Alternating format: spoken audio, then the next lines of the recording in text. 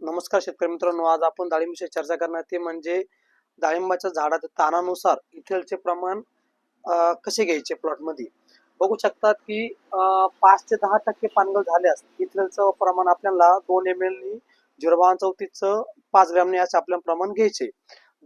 20% पानगळ झाल्यास तेव्हा आपल्याला इथेलचं प्रमाण 1.5 ml ने घ्यायचं, 0,34चं 5 ग्रॅमने घ्यायचं. 40% पानगळ झाल्यास प्लॉटमध्ये तर आपल्याला इथेलचं प्रमाण 1 ml ने घ्यायचं, तर 0,34चं 5 ग्रॅमने घ्यायचं. 60% प्लॉटमध्ये पानगळ झाल्यास तर आपल्याला इथेलचं प्रमाण 0.5 ml ने घ्यायचं, 0,34चं 5 ग्रॅमने घ्यायचं. इथेल हे औषध नसून की डाळिंब झाडाला योग्य ताण देणारे शास्त्र आहे. योग्य वेळी योग्य डोस वापरले तर त्याचा खरा फायदा मिळतो.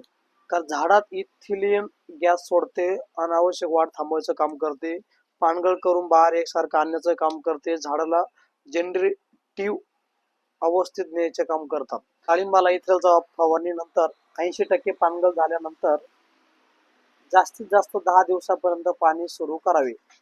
पहिल्या पाण्यासोबत कोणते खत द्यावे हे आपण तुम्हाला पुढल्या व्हिडिओमध्ये तुम्हाला सविस्तर माहिती सांगणार आहे. त्यासाठी धन्यवाद.